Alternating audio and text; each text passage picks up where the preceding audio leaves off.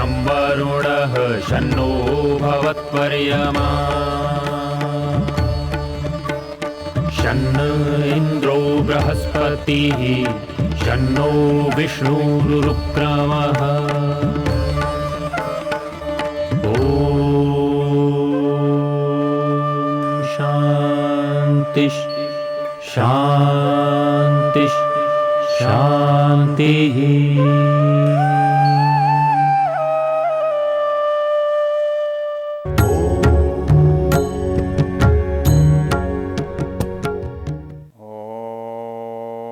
हस्ताभ्यां दशशाखाभ्यां जिह्वा वाच पुरोगवी अनामयित्नुभ्यां त्वा ताभ्यां तोपस्पृशामसि। ये वेद ज्ञान की चर्चा है। इस वेद ज्ञान की चर्चा में हम ऋग्वेद के दशम मंडल के 137वें सूक्त पर विचार कर रहे हैं। इस सूक्त में 7 मंत्र हैं। सप्तऋषयः इसके देवता हैं। विश्वे देवा इसके देवता हैं। सप्तऋषयः इसके ऋषि हैं, मंत्र दृष्टा हैं। और इस पूरे सूक्त में मनुष्य के शारीरिक और मानसिक स्वास्थ्य को ठीक रखने की चर्चा की गई है। अर्थात कैसा कैसा मनुष्य व्यवहार करे, आचरण करे तो वो शरीर और मन से स्वस्थ हो सकता है। हमने शब्दावली देखी, हस्ताभ्याम दश शाखाभ्याम। ये हाथ है जिसमें 10 शाखाएं हैं। और जगह तो मंत्र में हाथ को ही शाखा कहा है। ऊर्ध्वमूलम अधशाखम अश्वत्थम प्राहुरव्ययम छंदांसि यस्य पर्णानि यस्तम वेद स वेदवित्। ये जो शरीर है इसको एक वृक्ष की उपमा दी गई है। सामान्य रूप से हम संसार में वृक्ष को देखते हैं, उसकी जड़ तो नीचे होती है और शाखा प्रशाखा ऊपर जाती हुई दिखाई देती है। लेकिन कहता नहीं, वहाँ तो वृक्ष जमीन से आकाश की ओर जा रहा है, यहाँ आकाश से भूमि की ओर जा रहा है। ऊर्ध्वमूलम अधशाखम, उसके हाथ पैर सिर में से निकले हुए हैं, तो सिर उसका मूल है और हाथ पैर उसकी शाखाएं हैं। ऊर्ध्वमूलम अधशाखम अश्वत्थम प्राहुरव्ययम। ये शरीर अश्वत्थ है। अश्वत्थ वैसे पीपल को कहते हैं, लेकिन अश्वत्थ एक पारिभाषिक शब्द है। एक इसका निर्वचन योग्य शब्द है, क्योंकि वेद जब किसी वस्तु को कोई नाम देता है तो उसका गुण उस वस्तु में होता है। अश्वत्थ पीपल के लिए आता है।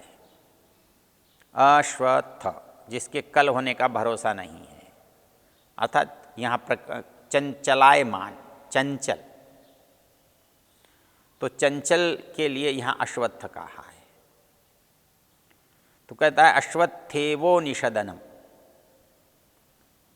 हमारा इस संसार में जो निवास है वो चंचल पत्रों की तरह है, कुछ पता नहीं आज हैं कल नहीं है। पर्णेवो वसतिष्कृता, उस पीपल का पत्ता भी वो सब उससे भी ज़्यादा चलायमान होता है, उस पर हम टिके हुए हैं, कब फिसल जाएंगे मालूम नहीं। पर्णेवो वसतिष्कृता गोजित अस्मश्वजित धनंजयो हिरण्यजित। हाँ, वो कहता है अश्वत्थेवो निषदनम पर्णेवो वसतिष्कृता यत् कीलासत यत् सनवथ पौरुषम। तो उसी तरह से ये जो हाथ है इसको शाखाएं कहा है। ऊर्ध्वमूलम अधशाखम अश्वत्थम प्राहुरव्यय। ये अश्वत्थ है।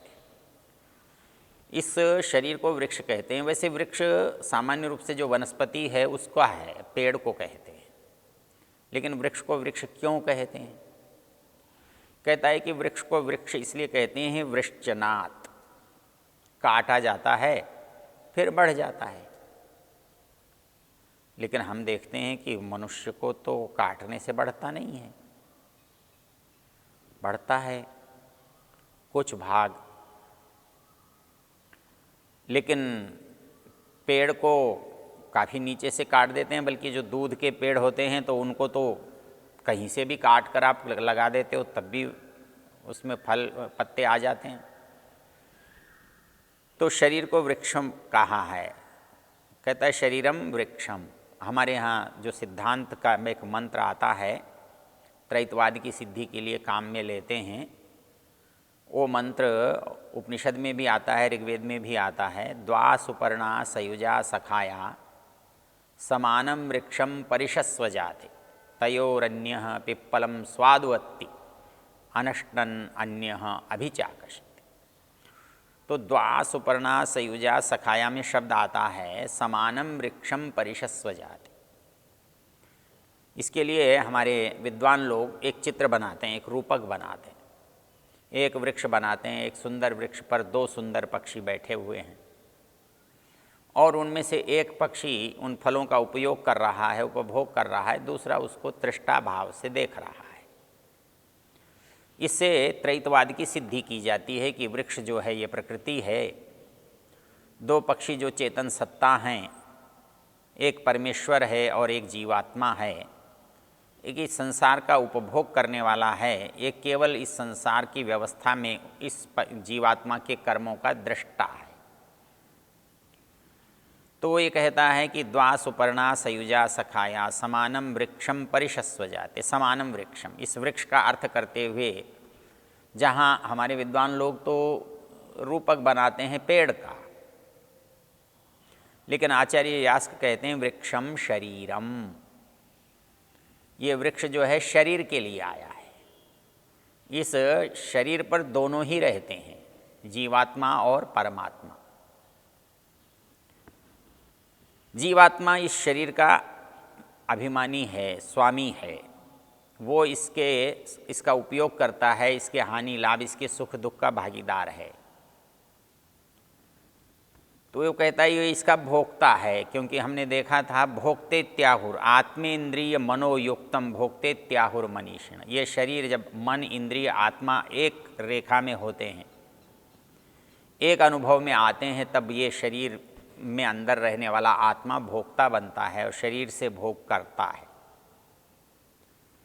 तो ये भोक्ता होता है, जबकि इसमें आत्मा इंद्रियां मन होते हैं, तब ये भोक्ता बनता है। और भोग्य जो है वो प्रकृति है। तो दो हो गए, तो तीसरा क्या करता है? तो तीसरा कहता है अभिच आकर्षित, वो उसका उपभोग नहीं करता, उसको आवश्यकता नहीं है, वो उसको भूख प्यास नहीं लगती है, उसको सुख दुख नहीं होता है, उसको गर्मी सर्दी नहीं सताती है, उसको हानि लाभ नहीं होता है, उसका यश अपयश नहीं होता है। तो इसलिए उसको किसी चीज़ की संसार की आवश्यकता नहीं है। तो संसार की जिसे आवश्यकता है वो संसार को काम में लेता है, इसलिए वो भोगता है। संसार भोग्य है और वो परमेश्वर मात्र दृष्टा है। इसलिए कहा समानम वृक्षम परिशस्व जाते तयो अन्यः पिप्पलम स्वादवत्ति और अनश्नन अन्यः अभिचाकर्षित।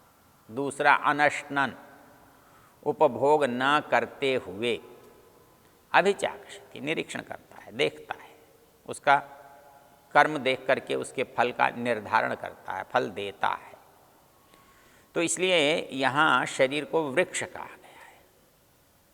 बृहदारण्यक उपनिषद में शरीर के वृक्ष कहने के कारण समझाए हैं।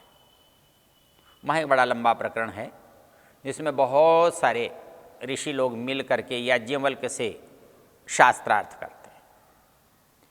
वहीं पर गार्गी भी 2 बार शास्त्रार्थ करती है। याज्ञवल्क्य गार्गी संवाद भी वहाँ 2 बार आता है।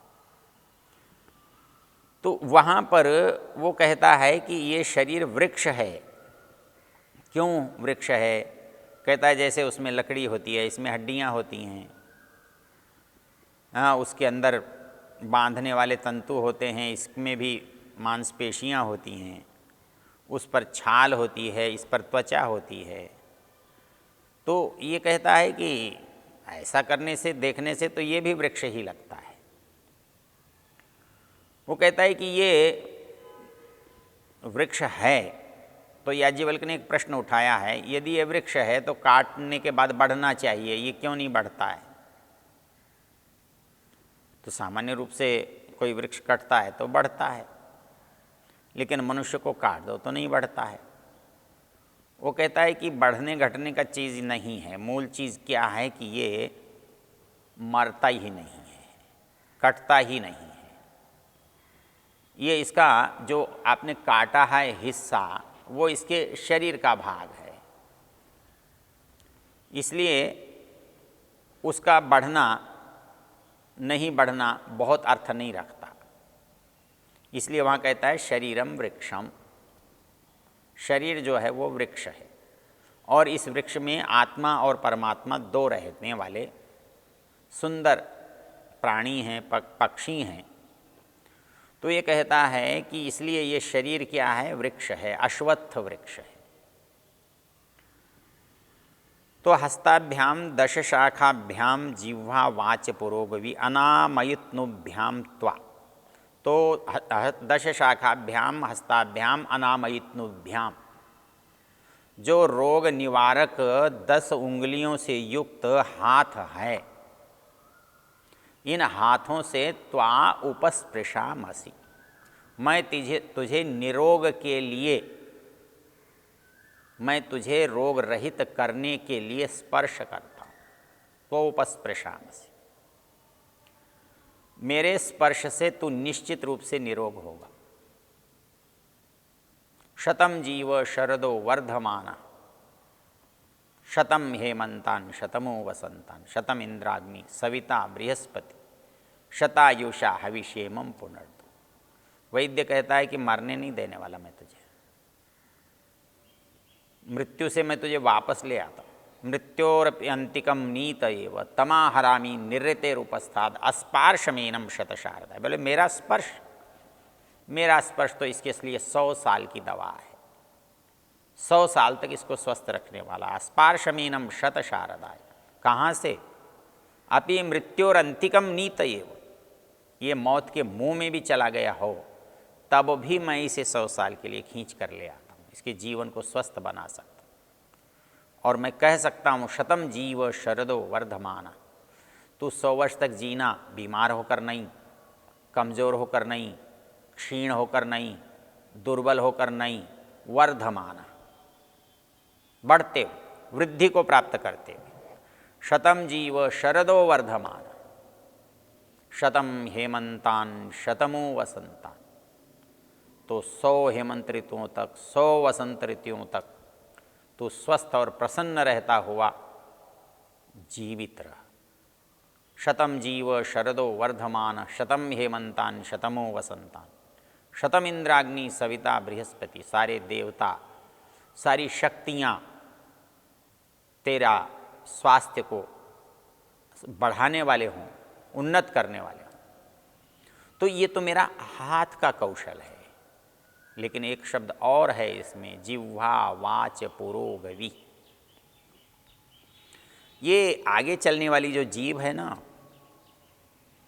ये भी उसी बात को कह रही है जिस बात को हाथ कर रहे हैं। जब कोई रोगी मिलता है तो माँ बिभे न मरिष्यसि, ये वाणी कहती है तू डर मत, तू मरेगा नहीं, मैं तुझे मरने नहीं दूंगा। ये मैं जिह्वा पुरोगवी जिह्वा वाच, मेरी ये वाणी जो है वो ये कहती है नहीं मरने दूंगा, अर्थात किसी का वाणी से उत्साह बढ़ाना। हम कहते हैं नहीं मरोगे, रोगी कहता है नहीं मैं तो मरूंगा, न मैं तो, मुझे तो नहीं बचेगा, मैं तो बचने वाला नहीं हूँ। डॉक्टर कहता है नहीं, चिकित्सक कहता है नहीं मरोगे नहीं, आप चिंता मत करो। क्यों? चिकित्सक यदि कहेगा तुम मरेगा तो जो मरने वाला नहीं है वो भी मर जाएगा। ये क्या है? हमारी वाणी का प्रभाव, हमारे क्रिया का प्रभाव। तो इसलिए हमारा प्रभाव सदा अनुकूल हो, सदा अच्छा हो। तो इसके लिए कहते हैं कि वो वैद्य कभी ये नहीं कहता कि तुम मरोगे। वैद्य की जिह्वा सदा ये कहती है कि नहीं, तुम नहीं मरोगे, तुम चिंता मत करो, तुम मेरे अधीन हो, मैं तुम्हें मरने नहीं दूंगा। जिह्वा वाच पुरोगवी अनामयित्नुभ्याम त्वाभ्याम तोपस्पृशामसि। मेरे हाथ का स्पर्श केवल हाथ का स्पर्श नहीं है, मेरे विचार और मेरी वाणी वो भी तुम्हारे स्वास्थ्य के लिए निरंतर यत्नशील है। उनका प्रयत्न भी है निरंतर अच्छी बात कहना, आशावादी बात कहना वेद का काम है। वेद कभी निराशा की बात नहीं करता, वेद कभी हताशा की बात नहीं करता, वेद कभी भागने की बात नहीं करता। वेद आगे बढ़ने की बात करता है, स्वस्थ होने की बात करता है, बलवान होने की बात करता है, आशावादी होने की बात करता है। तो इस मंत्र में भी कितना आशावादी जो दृष्टिकोण है वो हमको देखने में आता है। कहता है मेरी वाणी तेरे स्वास्थ्य के लिए है और मेरा हाथ तुझे निरोग बनाने के लिए है। मैं जब भी कुछ कहूँगा तो उससे तेरा उत्साह बढ़ेगा, तेरा स्वास्थ्य उससे उन्नत होगा। आदमी कितना भी निराशा में पड़ा हो, आप उसे कहते हैं आप तो बहुत स्वस्थ लग रहे हैं, अच्छे हैं पहले से, तो उसके मन में भाव आ जाता है चलो मैं पहले से अच्छा हो गया। वो अच्छा हो गया का जो भाव है वो मनुष्य को अच्छा करता है, और वो अच्छा करने के लिए वैद्य अपनी औषध का और वैद्य अपनी वाणी का उपयोग करता है।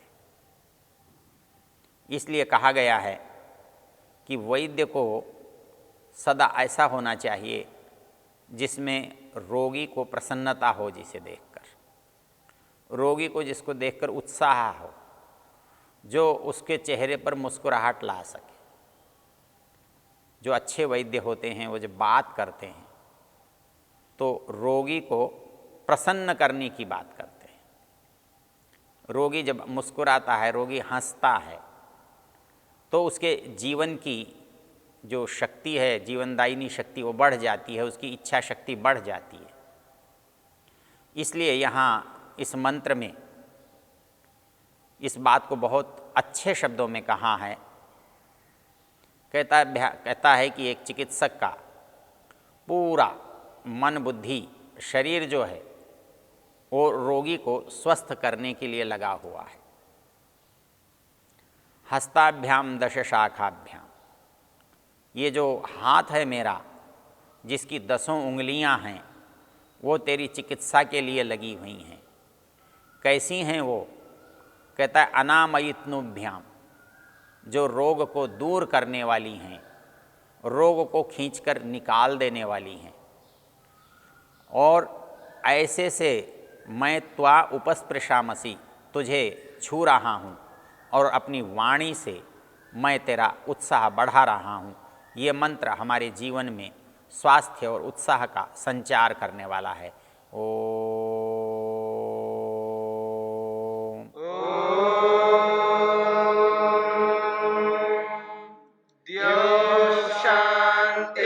शांतिरंतरिक्षं शांतिर्पृथिवी शांतिरापः शांतिरोषधयः शांतिः वनस्पतयः शांतिर्विश्वे देवा शांतिर्ब्रह्म शांति सर्वं शांति शांतिरेव शांति क्षमा शांतिरेधि। ओम शांति शांति शांति।